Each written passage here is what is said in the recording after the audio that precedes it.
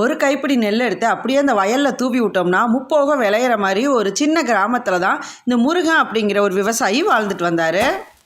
மனுஷன் நல்ல உழைப்பாளி தான். ஆனால் அவர்கிட்ட ஒரு சின்ன குறை இருந்துச்சு. அவர் எல்லாத்துக்கும் அவசரப்படுவார். இப்படி தான் அவரோட வயலில் ஒரு மாங்கன்றை நட்டு வச்சார்.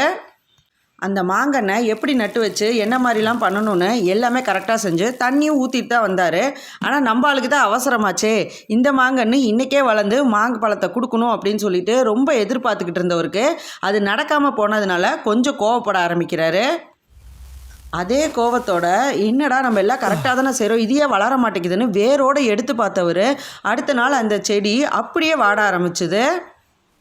ஆனால் அதே கிராமத்தில் இந்த பழனிங்கிற விவசாயி ரொம்ப குஷியாக மனுஷன் வேலை பார்த்துக்கிட்டே இருப்பார். நெல்லை வைக்கிறது, செடிக்கு தண்ணி ஊற்றுறது, மாங்கன்னை வைக்கிறதுன்னு. ஆனால் இவர்கிட்ட ஒரு நல்ல பழக்கம், எல்லாத்துக்கும் பொறுமையாக இருக்கிறது. எல்லாத்துக்கும் ஒரு நேரங்காலம் இருக்குது, அதுக்கு நம்ம டைம் கொடுக்கணுன்னு நல்லா தெரிஞ்சு வச்சுக்கிட்ட பழனி அவரோட செடியை கவனமாக பார்த்து வளர்த்து ஒரு மாமரத்தை கொஞ்ச காலமாக வளர்த்து நல்ல மாம்பழமும் அவருக்கு கொடுக்க ஆரம்பிச்சுது.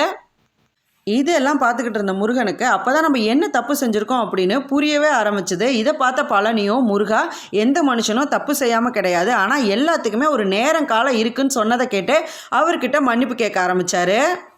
கடைசியாக நம்ம விவசாயம் கிடையாது, இனிமேல் எந்த விஷயத்துக்குமே நம்ம அவசரப்படக்கூடாதுன்னு முருகர் முடிவெடுக்க ஆரம்பித்தார்.